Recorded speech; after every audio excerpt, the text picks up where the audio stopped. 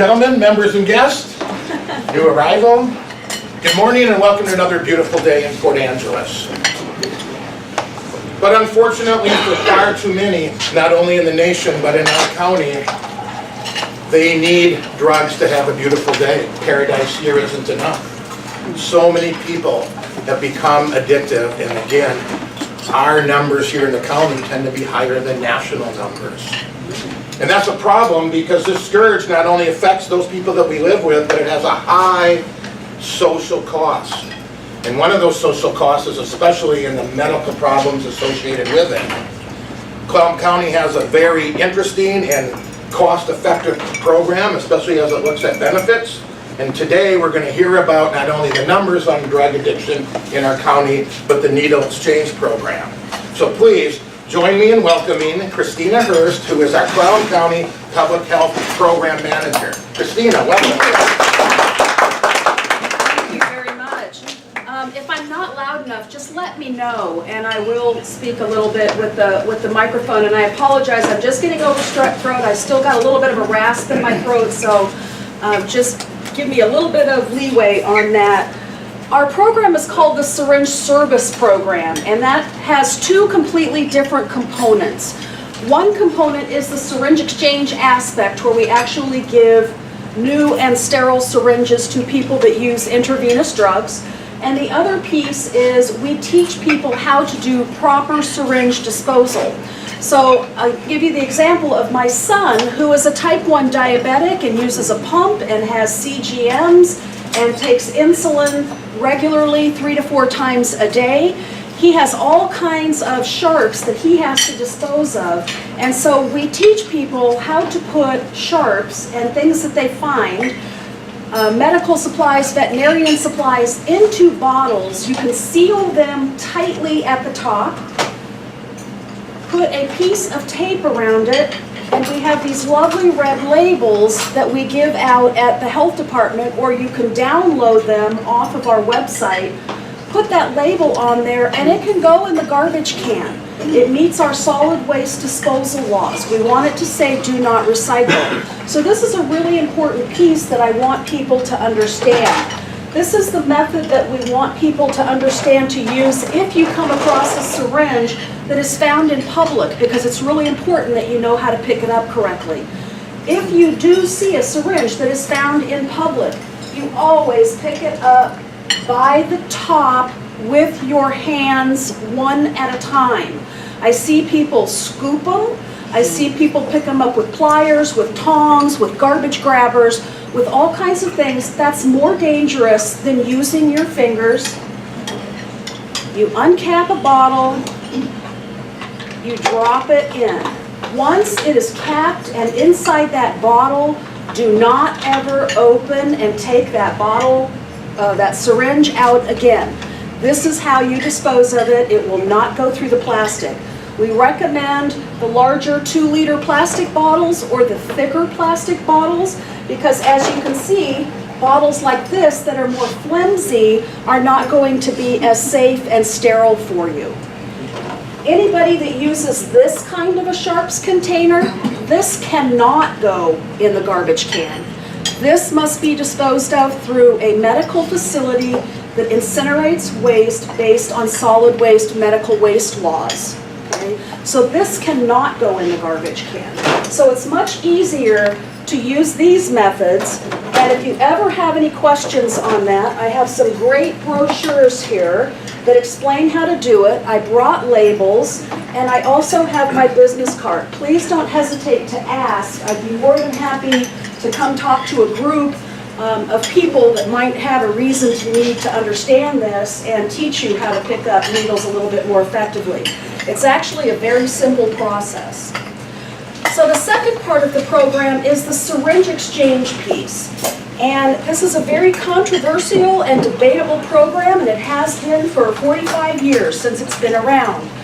And I will tell you what I know about Clallam County specifically. I'm in my 10th year of operating this program, and we have made huge leaps and bounds, and I will share some of those numbers with you and explain a little bit more detail and give you an opportunity to answer questions. So syringe exchanges have been around for a really long time, and they actually started in the 70s, and they were first recognized as a way to prevent disease prevention in the 80s when the AIDS epidemic hit. So this is a primary route of prevention for HIV and hepatitis C for an intravenous drug user to prevent them from getting any bloodborne transmission. The blood transmission happens from the needle part, not the plastic part of the syringe, the needle on the tip. It's a hollow bore, it holds blood inside of it, and as long as that blood is wet inside of that needle, there's a potential for transmission. So that's why getting them up off the street or picking them up and disposing of them properly is so important.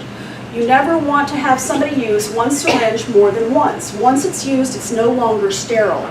But the barrel plastic part of the syringe is not what we're concerned with. We're concerned about the needle tip. That is where the infection happens. So I always tell people, never break the needle tip off. We can't see that. We can see the syringe. So you never want to break that off. You never want to recap a needle that is not your own needle. You just want to drop it in a bottle or a red Sharps container and get rid of it and take care of it. So syringe exchanges have been moving all across the country for 25 or 30 years now, and they are all over the place. The demand for clean needles grew as the AIDS epidemic discovered that there was a bloodborne pathogen, and then several years later we had hepatitis C come along. Our numbers of hepatitis C are much greater than our numbers of HIV, and it is much easier to catch hepatitis C from a syringe than it is HIV. Hepatitis C is more virulent and it lives outside the body for much longer. So hepatitis C is much more infectious than HIV. So people began going into underground syringe exchange programs, taking used syringes, repackaging them and marketing them, which then transfers out to more infectious diseases out into the community with unsterile syringes. So the first legal syringe that was recognized was in 1986 in Oregon, and in Washington State, the first one was in 1988, and that is from the North American Syringe Exchange Network, which is still open and available in Tacoma, Washington. So the Centers for Disease Control recognizes syringe exchange programs, and the World Health Organization recognizes syringe exchange programs as best model practices for working with injection drug users for disease prevention. So that's one of the reasons we do this. So the CDC tells us that HIV cases have been reduced 80% amongst intravenous drug users since syringe exchange programs came into practice. That's a huge reduction in the amount of people getting infected. There's not a lot of good studies out there yet on the reduction of hepatitis C yet. They are still working on that, but we are seeing decreases in hepatitis C as well. So take this in mind. When we're reducing 80% of those those people that use intravenous drugs, to treat one case of HIV costs us a minimum of $250,000. Okay? My program operates at about $70,000 per year, and I serve a whole variety of folks.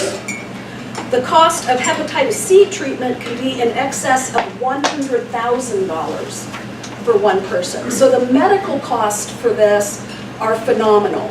And so that's another big reason that we look at this. And when we look at numbers for the Department of Social and Health Services, and the program numbers for Clallam County back this up, 85% of our clients are on DSHS Medical, which is Apple Healthcare Medicaid, which all of us pay for.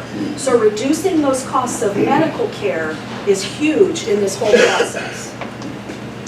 This is an idea where syringe exchange programs are all across the country now. They're all over the place. I think on this one there's currently 194 exchanges in 33 states, and this was as of 2014. There may be a few more or less since then. But that's a pretty phenomenal number, and if you look at the map you can see they're primarily in higher geographic locations.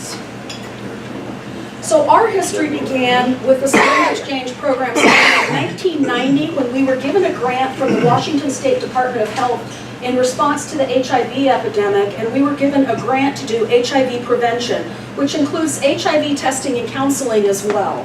And so we started a syringe exchange at that point, and it was started by a Board of Health resolution from our Board of Health in 1990. They felt it was a good idea of the healthcare in the community, and so we have been operating for going into 16 years now.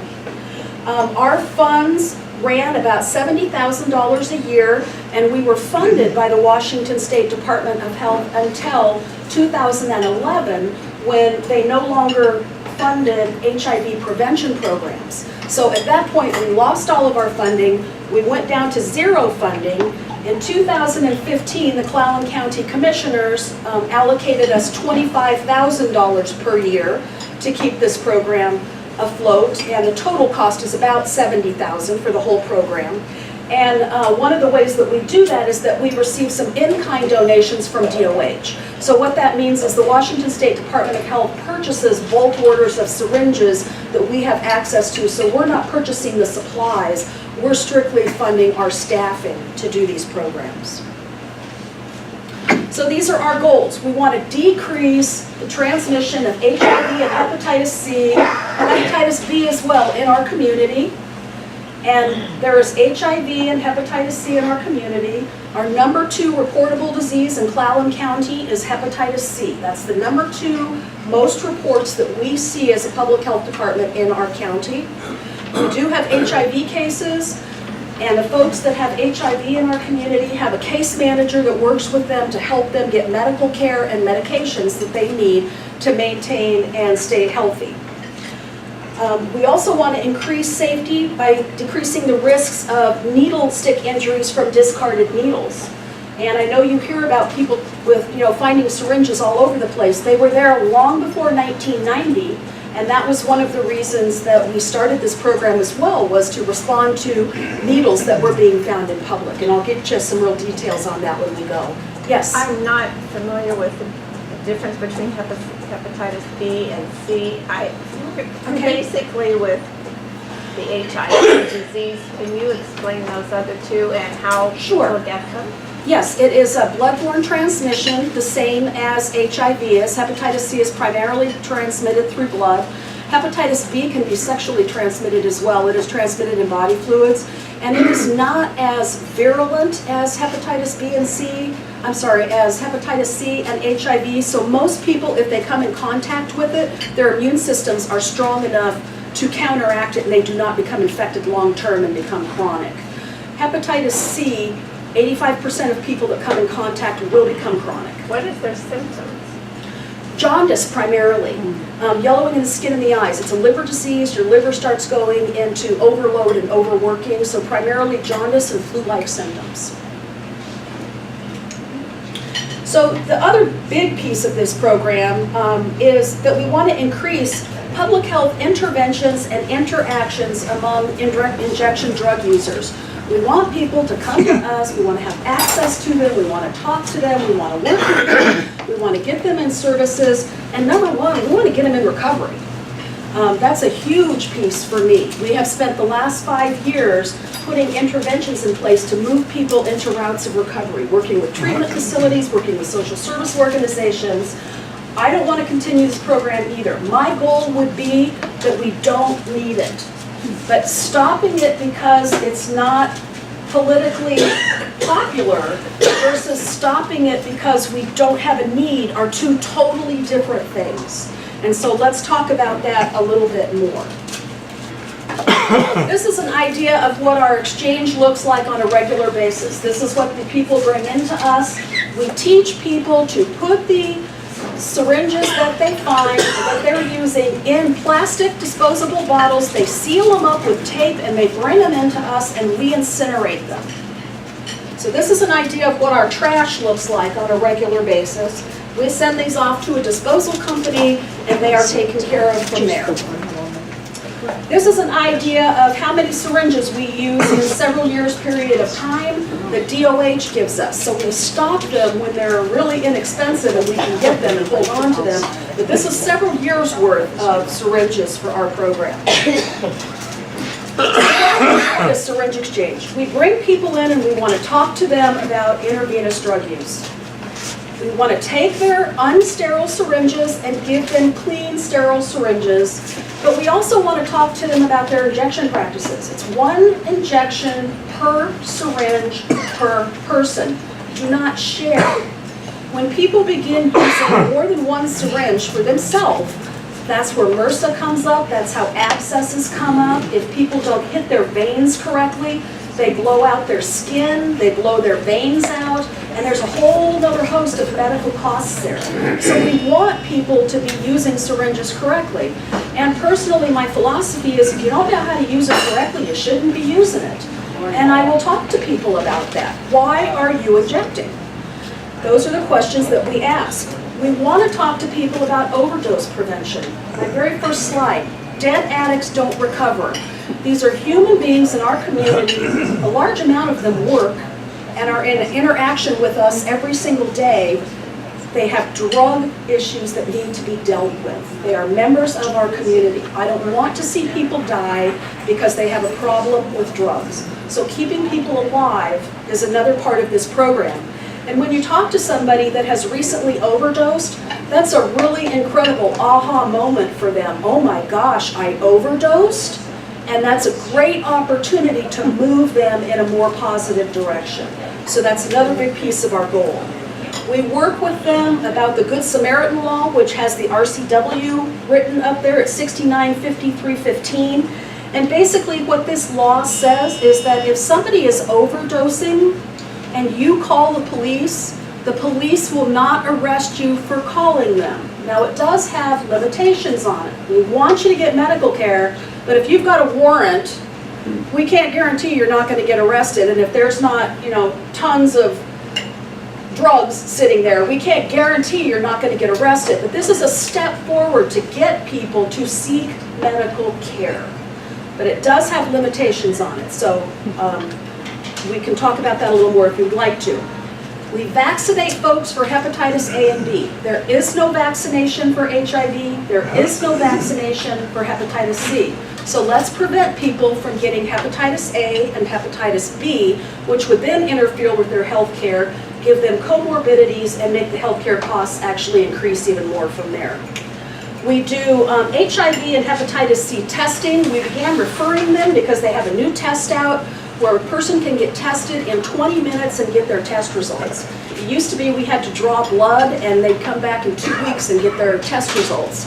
We want to keep them right there, give them a test, 20 minutes, and give them their results and talk to them about what are you going to do to stay negative? We're going to vaccinate you. What are you going to do to stay negative? And if they're positive, divert them into medical care. We want to do access to health care. 85% of our folks qualify for Apple Health Care. When the expanded Medicaid went out, we spent a lot of time educating people on signing up for health care so they can get doctors and they can seek medical care. Unfortunately, people that use drugs and have substance abuse problems are pretty marginal when it comes to seeking medical care. They're not a big group of folks that go see doctors on a regular basis anyway. So typically when they do have a problem that is so severe, the cost of that is greatly expanded because they have advanced to a particular stage of the disease before they seek medical care. So again, costs to the community. We give out limited supplies when we have them available. Supplies like cookers, cottons, antibiotic ointments, sterile water. When we get these things from DOH, we give them out because what's a cooker? A cooker is a little metal cup, kind of like a spoon, where you put the powder on, you put the water in, and then they draw the needle up on the spoon. But you never want to share those. So if 2 people use the same needle, 2 needles are in the same cooker, you have the potential to transmit disease that way. So we want to educate them on that. Never sharing any of the supplies, having your own supplies. We started in May of 2015 with an on-site chemical dependency counselor. So we have a young lady that is there on-site at our facility, working with our folks, trying to move them into recovery. and dealing with some of their issues and barriers to get them into treatment programs. This is the same young lady that also works in the county jail with the inmates, which is the same population as the majority of our clients as well. So there's a great crossover there. She has a really good relationship with these folks. We're really trying to streamline this to get people into treatment. We started doing this in about 2011, trying to use volunteers to do this, but we found that having a certified chemical dependency professional on site was key to what we were doing. And in July of 2015, we began getting out naloxone. We received a grant from Kaleo Pharmaceutical in July of last year to get out naloxone. That's what these are, and I'm going to show you how these work. And we'll go into that in just a little bit more detail.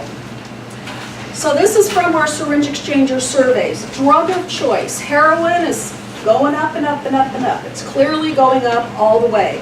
Meth comes in number 2. We see absolutely no more pharmaceuticals because getting the pharmaceuticals through a prescription is very difficult. And we don't see cocaine anymore, but people are still injecting other things. And something was very interesting to me. One of the recent overdoses that we had, actually 2 of the recent overdoses that we had, the person had been injecting Xanax. So people will inject things other than heroin if they don't have access to the things that they inject. So we're beginning to see a climb up on other things, but we're seeing heroin and meth used to be neck and neck. They're now starting to split and go off in different directions, and heroin is becoming the lead. A lot of people do mix heroin and methamphetamines in the same injection. So this is a chart from 2009 to 2015. The next question goes from 2009 to 2015. How many times did you reuse your last needle? And the majority is 2 to 5 times. And we don't want them to do that, but if they don't have access to the syringes that they need to use one for every single injection, they're going to use their same needles over and over again. And that's where the sharing begins to happen as well, which puts them at a much higher risk for disease transmission. So this is what number of client visits and people exchanged for looks like. The red is for how many people they were exchanging for. The blue is for client visits. So in 2015, the shorter number, 865 client visits in 2015. So we served 865 folks, not one time only. Many of these were multiple times through. And one of the questions that we ask them is, how many people are you here exchanging for? Because not everybody wants to come into an exchange. Not everybody wants to get some of the services. They have a lot of trust issues with organizations that do this kind of work. And so many people will come in and collect syringes and get syringes for 2 to 3 other people. So we have a total number of 2,264 people that are being exchanged for, and those are not non-duplicated numbers. When we look at non-duplicated numbers, we serve about 275 unique individuals every year. So this is when we look at the number of syringes exchanged, and this is a really important piece. In 2014, we gave out 275,000 syringes to our folks that come into the exchange. In 2015, we gave out 221,000. So we're seeing a drop. This is the first time I was ready to do backflips down the hallway in my office when I saw this number going down. We're serving more people, but we're giving out less syringes. We're still seeing new people coming in. We're giving out less syringes. We're starting to see those changes beginning to happen, and it takes steps to move it forward. The interesting piece on here is, though, that we gave out 221,000 syringes, but we took back in 227,000 syringes. So we take back more syringes than we give out. And people say, how is that possible? These syringes that are being found on the streets, you can buy them legally in any pharmacy. You can get them anywhere. They're not all coming from us, what is being found on the street. And you have folks that do underground exchanges in our own community. We do not condone it, we do not work with them, but we are aware of a group that comes in and passes out syringes, and their logic is get as many out there in the community to prevent disease transmission as possible, but they're not as concerned as taking them back. We are. We're concerned about taking them back. So we're very happy to be seeing more of these syringes. When people find syringes in public, we ask that you bring them to us. We map them. I have a big map on my wall. I keep track of where they were found. I share that information with the city of Port Angeles, and that's how we focus some of these cleanups that you hear about in the newspaper, is based on where these syringes are being found. Any syringes brought into us that did not come from a syringe exchange client are in a totally different category of numbers by itself. So if that's not clear, this number of 227,000 that we took back, those are not related to what people bring us from the public. That number from the public is a totally separate number. I've had many people say to me, well, you're just throwing those in there to make your number look better. No, we keep them separate, we map them, I document them, and we do that so we know where to focus and where to work. So that number is totally, has nothing to do with what's being found on the street. So I just want to make that really clear, because I get that question an awful lot. So when we look at syringe return rates on a national average, nationally across the United States, about 90% of syringes come back to syringe exchange programs nationally. If you get 10, you gotta bring me 10 back to get 10 more, okay? We don't just give somebody what they want. And we ask them questions. How many times a day are you injecting? Well, if you're injecting 3 times a day, you can come in once a week. I only need to give you 25 syringes to get you through until next week. You bring me back those syringes and we'll get you more. So we talk to them and we really try and hone it down and work with them on these other aspects. And for me, any route into treatment is the greatest success that we can have, and we're seeing those. We're seeing people coming back and saying, thank you for helping me. That is why I do this program. So we started using naloxone, and what naloxone is, it's an opioid overdose antidote that if a person is overdosing on opioids, you can give the person an injection of naloxone, and it blocks the receptor cells in their brain to prevent the overdose from shutting down the respiratory system. That's what an overdose does. You stop breathing, you die. So we want to give that person an injection to prevent them from not breathing and dying. You have to give it to the person fairly quickly, and it gives them about 45 minutes to 90 minutes to get to medical care. Now, anybody that comes into our exchange that gets a pack of naloxone from them signs a contract with us that says, if I use this and overdose, I will seek medical care. And they're doing that. They will not get refills from us if we don't see that they're following the agreements that they have made with us. We don't just hand it out. We encourage them to teach their family members how to use it and the other people that they inject with how to use it to save each other's lives. And we are seeing that happen. It is a little box that looks like this. We got this from a grant from Kaleo Pharmaceutical. This is what naloxone looks like. Naloxone can be injected and it can be given nasally. We're choosing to use this one because this was a free product donation that we got of the latest brand that is just coming out on the market.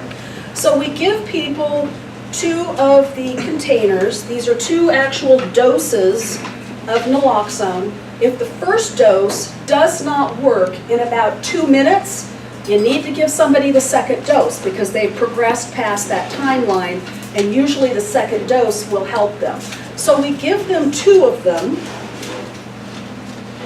And we also give them a trainer. And what this trainer is a dummy sample of what the pharmaceutical looks like. It is non-addictive, it is not harmful, If a person that didn't have opioids in their system were injected with this, nothing would happen because you have no opioids in your system. It's not addictive and it's not harmful, and it gives the person the opportunity to get to medical care. That's the goal, get them to medical care, and then we have those interventions that come in.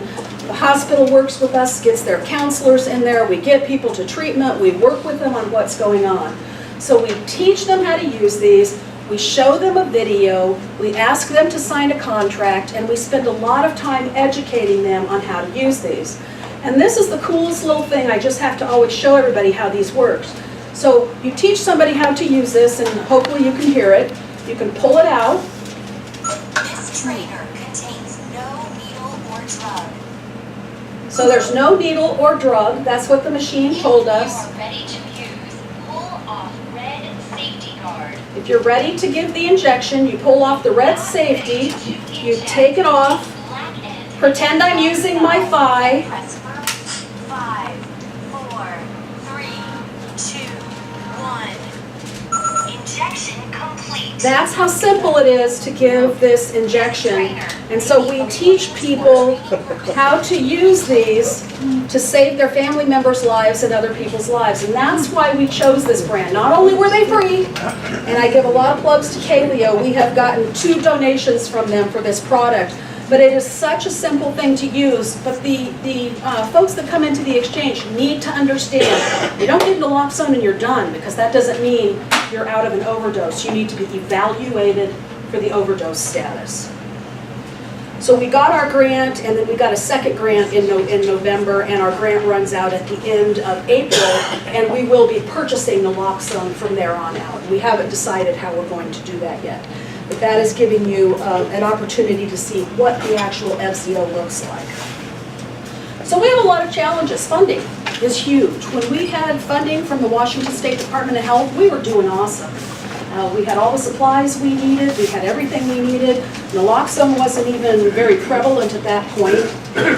We have issues of access to medical care. Getting people to sign up for insurance and getting them to doctors is very difficult. That's not high on their priority list. So for somebody to come and talk to us about an abscess that they have is huge, because they may not go to the emergency room. We're going to get them to the emergency room if they come in, but for them to have that relationship built with us to come in is huge. And that's where making these step forwards helps us get these people moved into paths. We work with them, we build a rapport, we build a trust. It's very important. We have a shortage of drug treatment in our community. We need a lot more drug treatment. When somebody comes in and says, I need treatment, they should have a bed waiting for them at that moment. That's how we're going to make a dent in this epidemic, in my humble opinion. We do not have enough drug treatment. We also need medication-assisted treatment, meaning we need to begin using drugs like Suboxone to help people taper down and withdraw off of heroin. Suboxone is looking to have better results than methadone, and people don't need to be on it as long.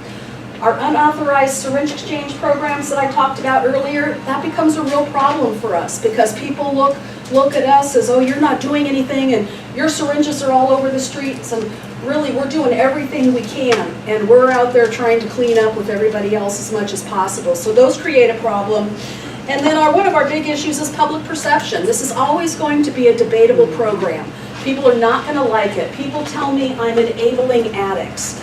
You know, they're going to get needles and they're going to use them regardless of if they get them from me or if they get them from somebody else. And so people will inject. I spent many, many years working in the prison system with intravenous drug addicts. And to watch those guys take big pins and make injection equipment out of a big pin and a stapler or a paper clip was appalling to me.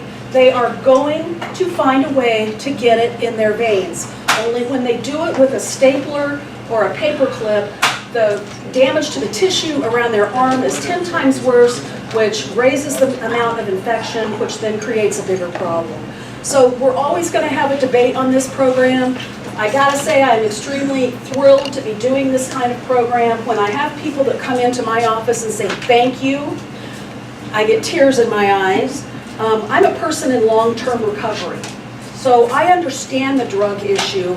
I see it, I understand the brain-ism around it, and that's another motivating factor for me to work with these folks. I went from being a high school dropout to being a public health program manager, and if I can do it, a lot of other people can do it too, and there were a lot of people there that supported me and helped me when I didn't deserve a break. And I'm very grateful for them for being there. If you have questions, I'd be happy to answer them. Great, thank you, appreciate that. I'm going to start the questions, but first I want to comment. I worked 8 years in the Department of Corrections, worked at Island Bay as well as down at Libby Correction Center. And the issues around Hep C, drug usage and different things you've got are just off the charts. In terms, we figured at one point 70% of our inmate population had something which we did not want to see get transmitted. And that's a reality when you're working with it every day. It's just something you kind of get kind of casual and kind of get used to. So that's one comment I would make. The second one is she referenced MRSA a little bit ago. And I don't know whether many folks in the room have familiarity with what MRSA is or what it looks like. I will tell you, I have seen several cases of that through the correction facilities I work in. It is not pleasant to go through, and if we can do something to reduce that in the community, that's a worthwhile objective. We had a question. Amanda. From Edna. The only thing I know about needles is a diabetic dog that I gave him shots twice a day. I know what those needles cost me. What are you paying for?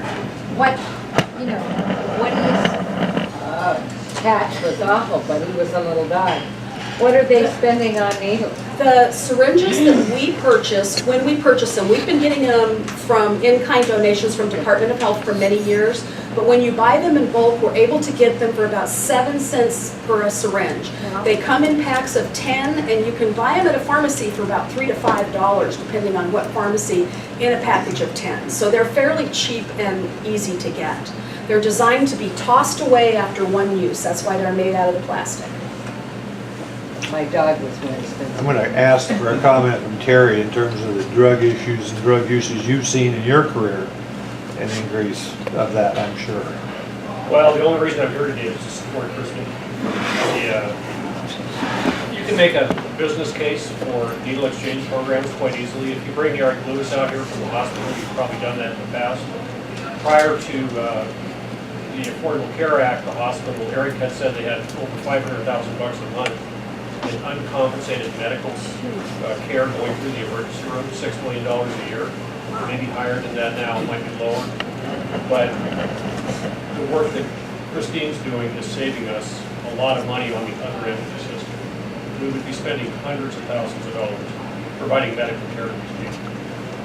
So, you know, I kind of look at it if we all decided to drink beer and we were going to share a glass, we probably wouldn't want to do that because some of us would get sick.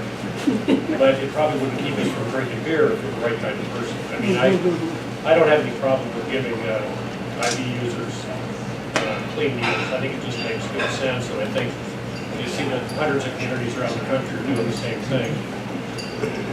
Well, the cost, the human cost is just off the chart.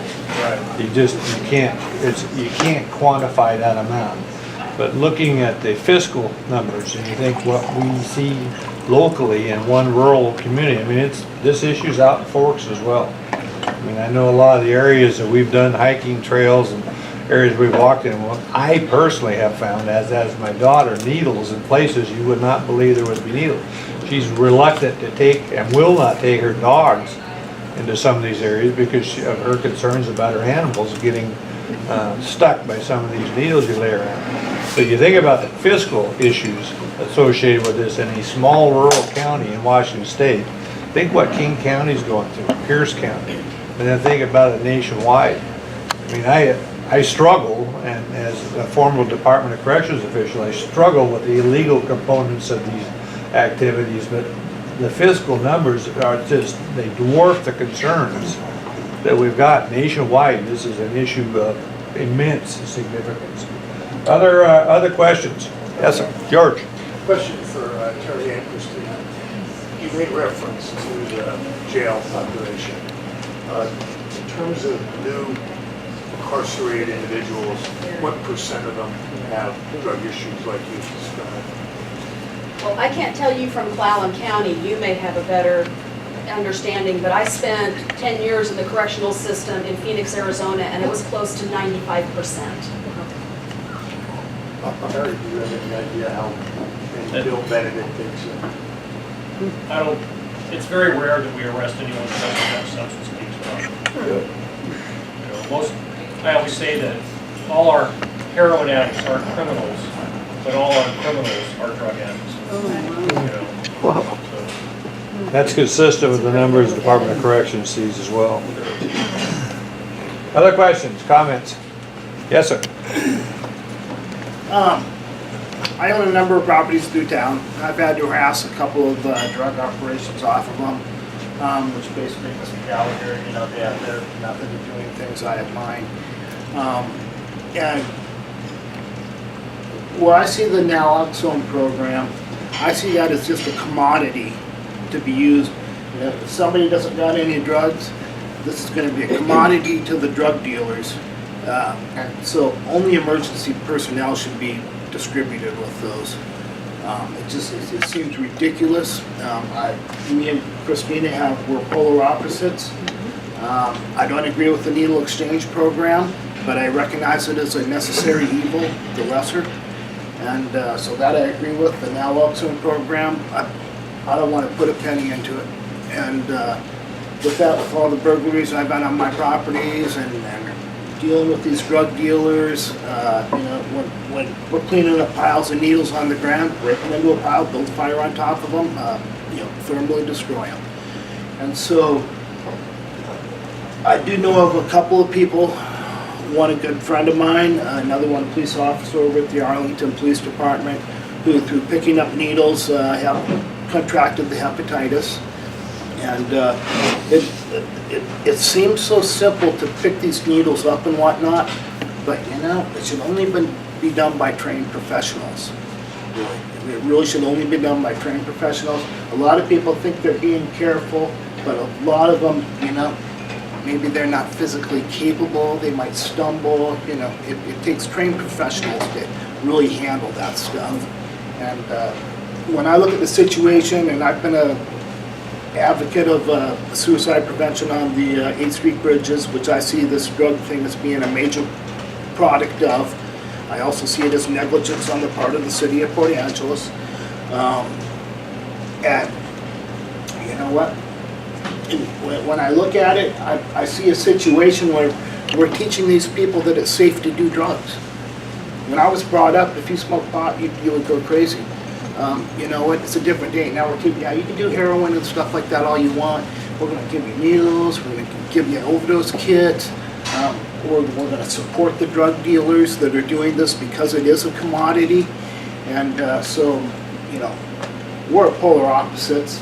We've been at the PA-CAN meetings and whatnot, but, you know, there needs to be a balance found. Well, there's no doubt this issue will be debated long into the future, and there'll be both sides of this thing, but I'll tell you, this is not going to go away. Yes, ma'am. Hi, I just a quick question. Is the program not use those single-use retractable needles because of the expense, or? Yes. Yes. Question here? I want to commend you on your presentation. I thought it was very good, and I think you probably saved a good number of lives. Thank you. I would like to hear from our politicians. I'd like to see our politicians. You're looking at me when you're saying No, that. I'm looking at you because it's the only guy I can direct the question to. But I'd like to see our politicians come here and explain to us what they're doing about cutting down the source of the supply. I mean, if you don't have a supply, you're going to cut down on the use. Simple as that. And this is, you know, I remember hearing about heroin as a kid many years. That's been many years ago now, but there wasn't a whole lot around because there was a big intervention process going on. I'm not sure what's going on now. I'd like some politicians to come here. Well, Andrew's explain around. to There's us. another program request that we have. Where you went. He left already. I agree. I think it'd be a good program. Oh, Dick? there. Is is your program successful, and how do you portray success? For me, I portray success as seeing our numbers beginning to climb for the first time in many years, but I also gauge that by the amount of people that I see coming in and talking to me and saying thank you. How many people that have said, you know, my favorite story, we were in the middle of our measles epidemic last year in February, and I had a waiting room full of people in our office waiting to get vaccinated for measles. And I had a gentleman come in and says, I want to talk to the manager. That's not a good thing when people come in and say that, when you have a good lobby full of people. And my staff was standing behind me, and this man came out and he said, I just want to shake your hand for running this program. Your nurses worked with me, got me into treatment. I've been clean 9 months now, and I just wanted you to know I wouldn't have been able to do it.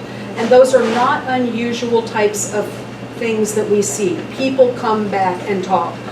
We document people using an anonymous number system.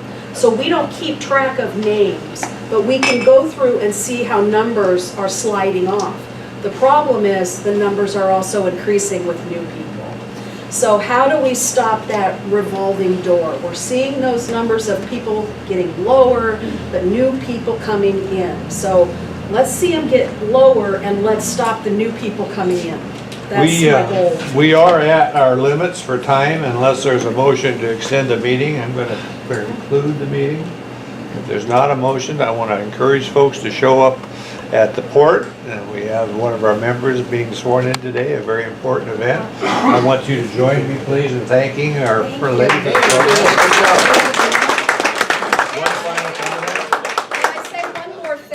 Very quickly. I left my business cards up here, my telephone number, my email address. If someone tells you this is how you pick up a syringe, please call me and ask me.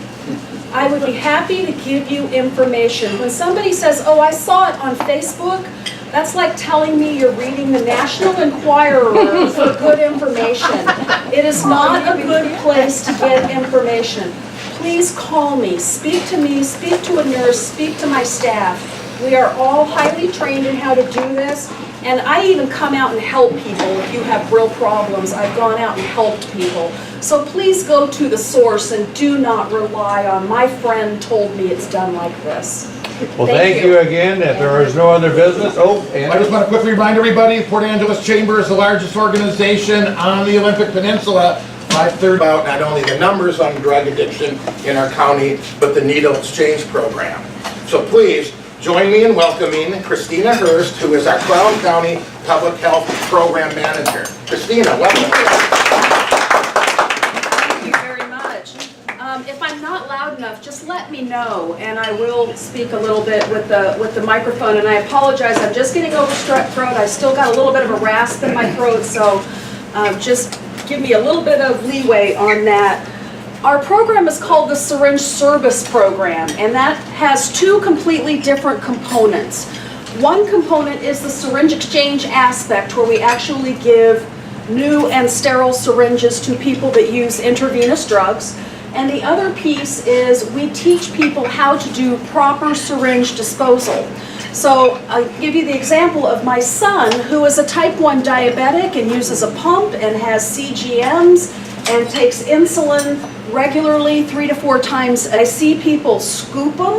I see people pick them up with pliers, with tongs, with garbage grabbers, with all kinds of things. That's more dangerous than using your fingers. You uncap a bottle, you drop it in. Once it is capped and inside that bottle, do not ever open and take that bottle, that syringe out again. This is how you dispose of it. It will not go through the plastic.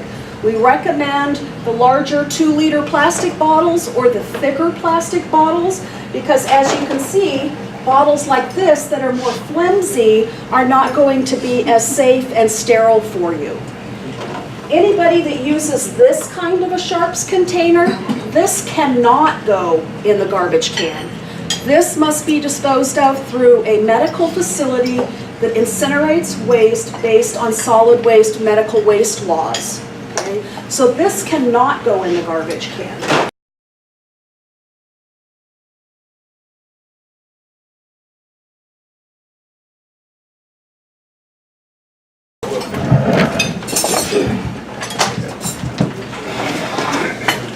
Ladies and gentlemen, members and guests, new arrival, good morning and welcome to another beautiful day in Port Angeles.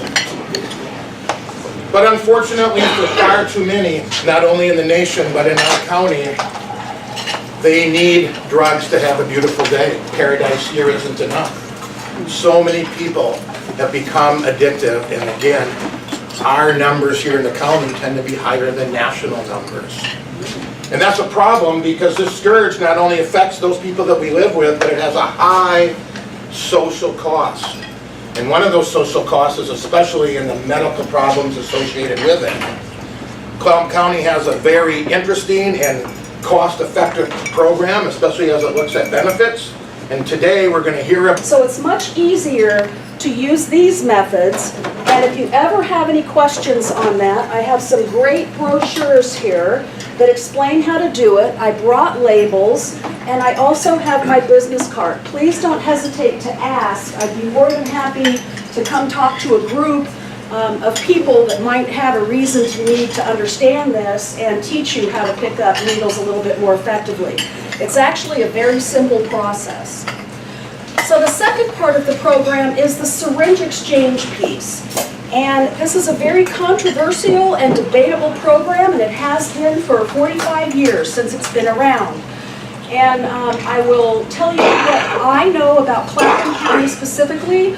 I'm in my 10th year of operating this program, and we have made huge leaps and bounds, and I will share some of those numbers with you and explain a little bit more detail and give you an opportunity to answer questions.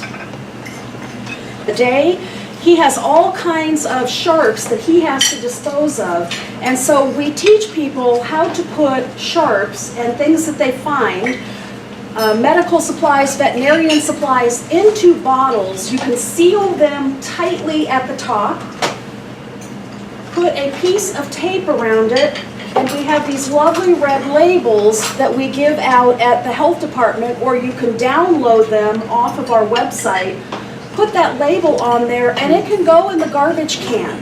It meets our solid waste disposal laws. We want it to say do not recycle. So this is a really important piece that I want people to understand. This is the method that we want people to understand to use if you come across a syringe that is found in public, because it's really important that you know how to pick it up correctly.